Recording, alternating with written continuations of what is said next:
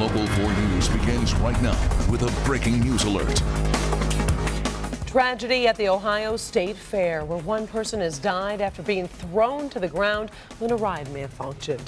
The accident was caught on camera. It's too graphic and much too disturbing to show you. But tonight, all of the rides at the fair in Columbus have been shut down for additional safety precautions. Now, this is the video of the ride called the Fireball. We'll show it just up and to the point before it broke apart, sending some people into the air. Do we have the video? We'll actually, here you'll actually see one of the cars coming loose just right there before it crashes to the ground. As we mentioned, at least one person was killed, 7 others injured, and 3 of those are in critical condition. The Ohio governor, John Kasich, has ordered a full inspection. It's a very, very tough situation when you go somewhere to celebrate and have a great time, and you're with friends and sometimes with family, and you know, the fair is about the best things in life, and then tonight with this accident, it becomes a terrible, terrible tragedy. And here's another troubling sign that will be no doubt the source of a lot of questions tomorrow. At the start of the fair today, 11 rides did not open because they didn't pass inspection. Now the fair itself is going to remain open, but the rides will not be open until they've all been thoroughly inspected. All right, now breaking news closer to home tonight. A body found on Detroit's east side. Tim Pamplin has the night cam at the scene. Tim? Yeah, Devin, just arriving here along with Detroit police. This is Maple Ridge. That's about 7 Mile and Gratiot. Call came out of a body inside this abandoned home here. When these 2 officers arrived, they went inside. Sure enough, they found the body decomposing in the front room there. Now, this all started when police received a 911 call of a deceased person inside this home. Police got here, found the body. The investigation obviously just getting underway now. Who this person is, the officer here tells me it is a male, a young male. I said a child, she said no. So the investigation just getting underway. Again, this is Maple Ridge off of Gratiot, Detroit's east side. Very few homes along here. Just investigation just getting underway. Back to you guys.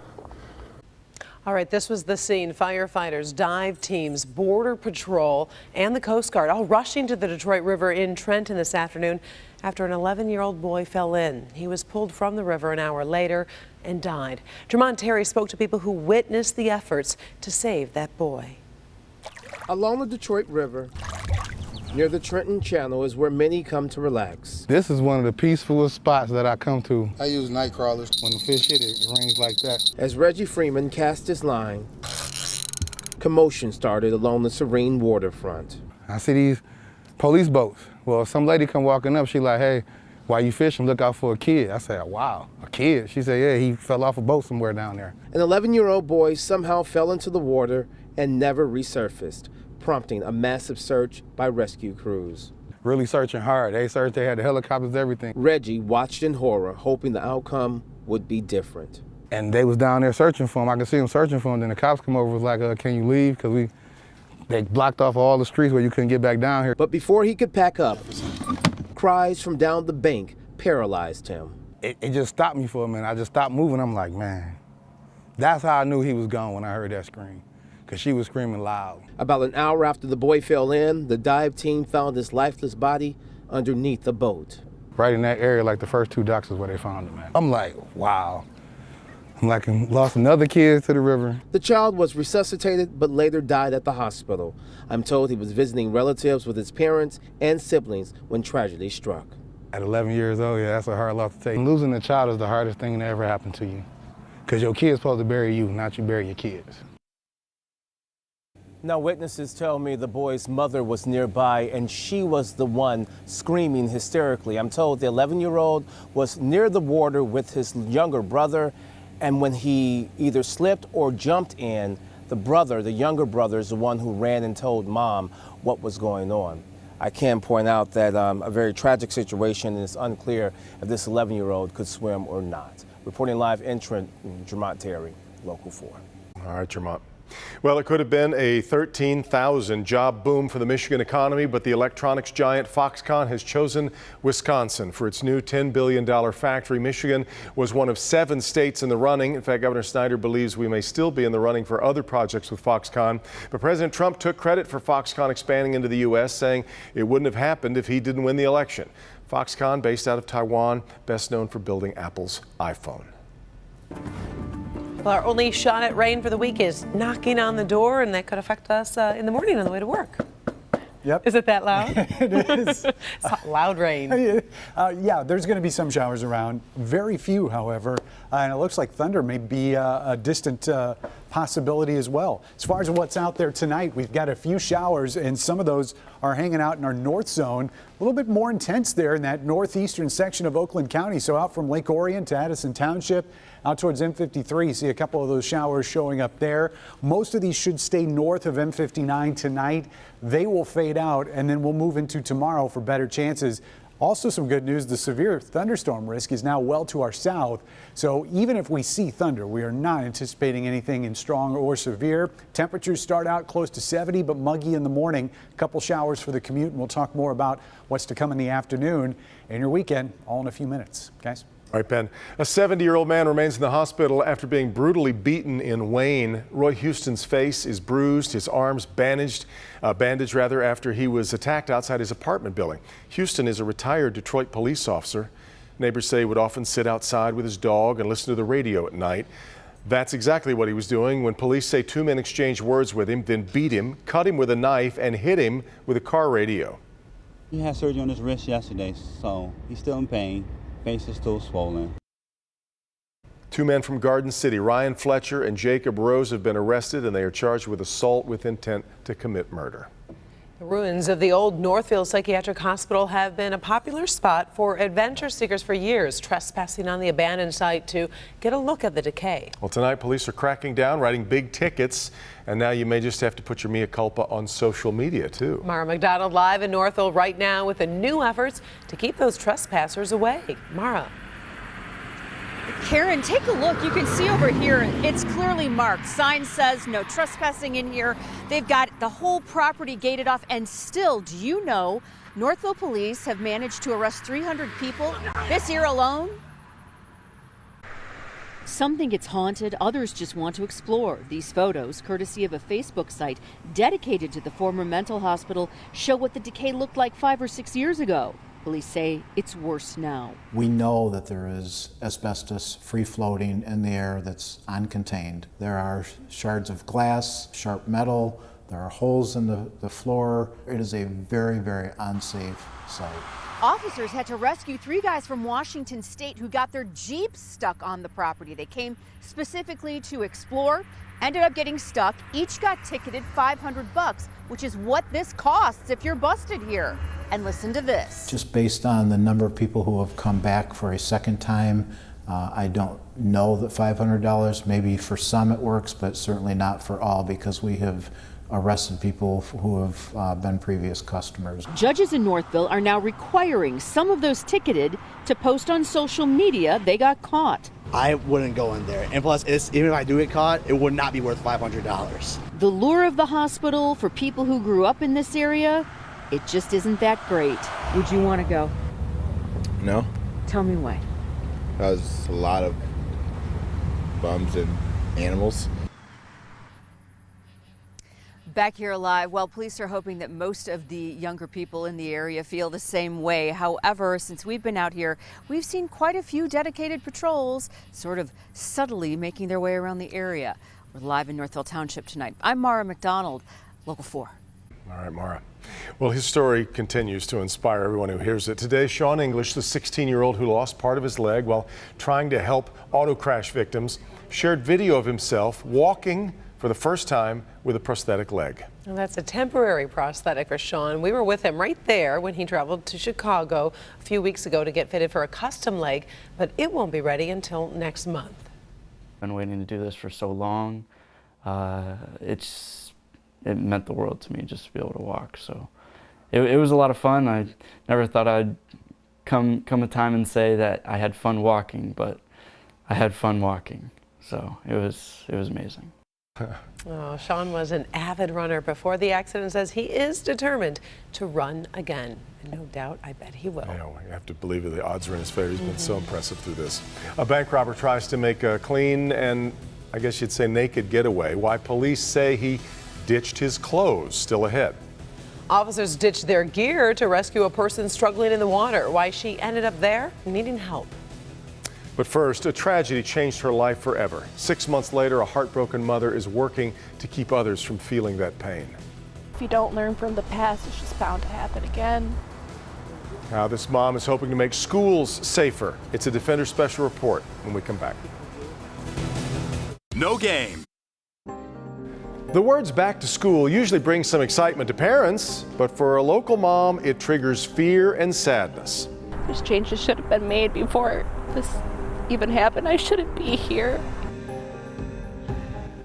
It's still impossible to comprehend. 6 months ago, a folding table collapsed at a local preschool and it killed 3-year-old Liliana Kerr. Tonight, her mother says many schools are no safer today than they were the day her daughter died. Defender Kevin Dietz met with the mom and local lawmakers who want to create Lilianas Law to prevent this from happening to other children. Who are you calling Lily? Thank you. Home videos of Liliana Kerr show her spirit and enthusiasm for life. Her mom, Tabitha, will need all Liliana's energy to take on this fight of her life. You would never think you'd be terrified of going to school. 3-year-old Liliana died at preschool last year when a wall-mounted table at St. Albert the Great's collapsed and fell on her.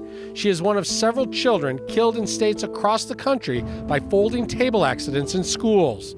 Her mother is pushing lawmakers to act to create Lilianas Law, which would protect kids by making school officials accountable for dilapidated and dangerous equipment. It's important to me. You know, she's not here, but in a way it's like she is. She's helping. Greg Roll is the Kerr's family attorney. That's why we want to change the law. We want to impose a duty, an obligation, if you will, to do it the right way and to include these tables as part of a canvassing.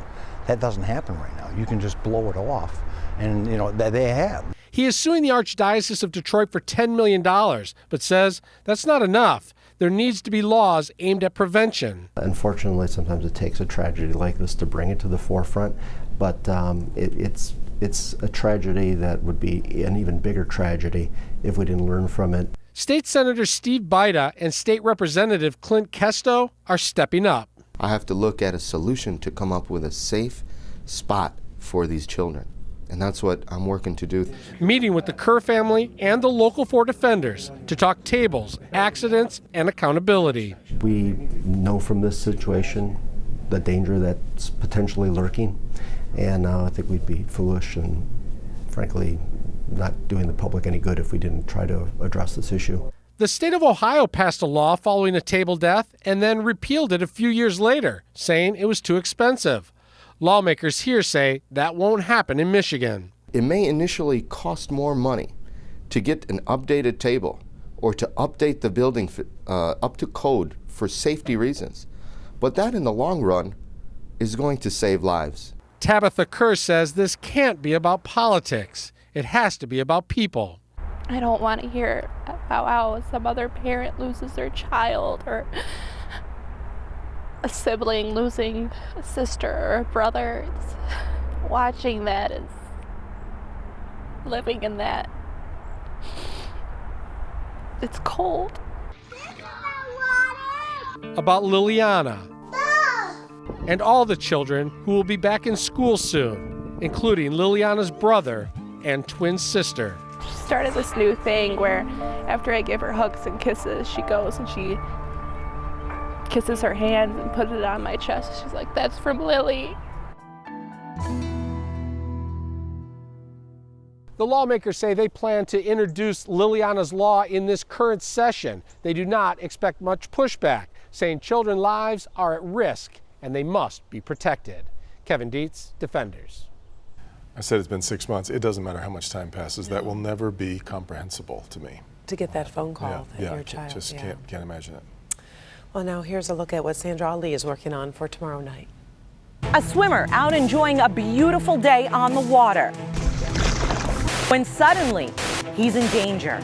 We do have one victim in the water. Even inexperienced swimmers can get caught in a bind. What do you do when every second counts?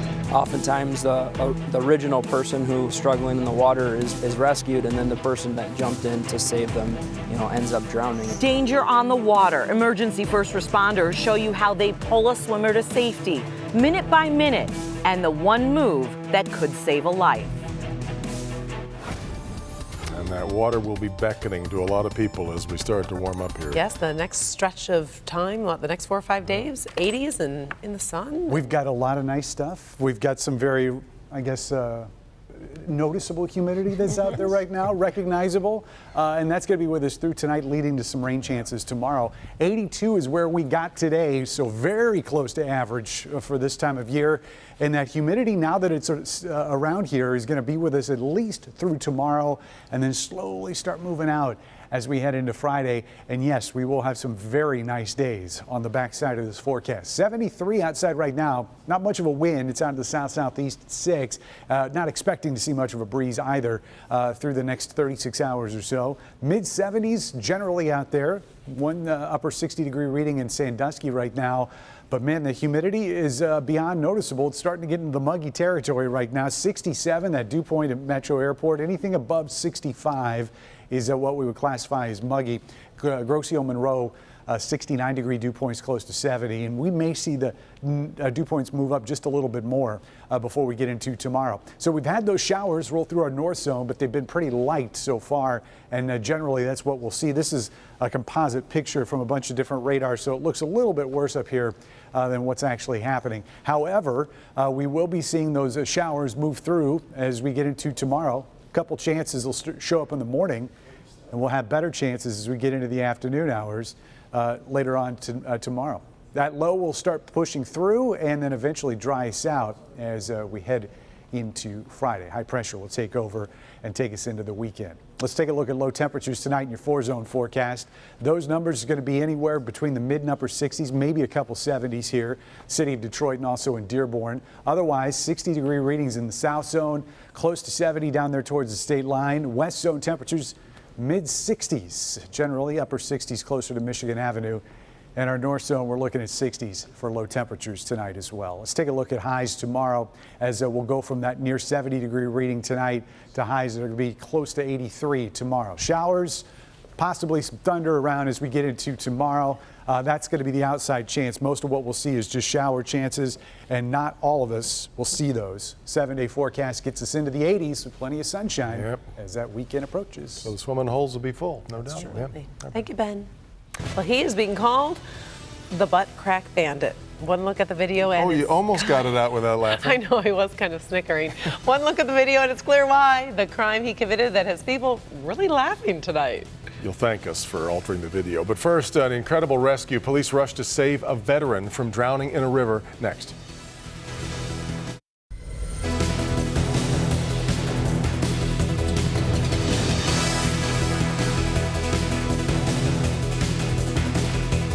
This summer. Take a look at this. You're watching 2 toddlers riding on the top of a car along with a dog. A neighbor says this is usual in this neighborhood on Detroit's west side. We caught up with the family members of the children. They admit this is dangerous, but haven't done anything to stop it. Neighbors have called police and CPS to say they haven't gotten a response. A former Fiat Chrysler executive and the wife of a former UAW vice president have both been indicted on federal charges. Monica Morgan, the wife of former UAW vice president General Holyfield, is charged, along with former FCA labor relations chief Alphonse Jacobelli and others on his staff. The two are accused of conspiracy and tax evasion. Today we got a look inside that new Amazon fulfillment facility in Livonia. This warehouse is one of the largest of the 70 Amazon delivery centers. It's designed to handle bigger items like furniture, dishwashers, and kayaks. Cincinnati police came to the rescue to save a veteran who was drowning. Sergeant Dave Corlett was at the National Veterans Wheelchair Games when a woman came up to him and said her friend was suicidal and planning on running her wheelchair into the water. When he and other officers got to the scene, the woman was already in the water, struggling and yelling for help. The officers stripped off their equipment, went into the water, and pulled the woman out. She was then taken to the VA hospital. A man in Florida tried to jumpstart his career by robbing a bank. He managed to get away with a bag of money, but what happened next is what everyone's talking about tonight. The man's running down the street naked. dropping $50 and $100 bills along the way. So what happened to his clothes? Well, he ditched them after a dye pack exploded. When police caught up with the naked bandit, he told them he's a comedian and he was trying to start his career. A story from where? Florida. Always. Man swipes a package off a woman's porch and her home security camera got quite the eyeful. Like most people, the woman was tracking her package, got a delivery notification, but when she got home, the package was nowhere to be found. So she checked her security footage and sees the man taking the package from her porch. She says she got the last laugh because the guy not only wore identifying clothing, but flashed a little backside, which has now earned him the nickname the Butt Crack Bandit, and it's making the rounds online. So, is that the last laugh? I wanted to see if he was going to come up with something. I'll bet it's a plumber. Stop it. You never know. You never know. So the Tigers. Yes, sir. If you have a blindfold, put it on now because you'll want to watch. Let's go back to the Bandit.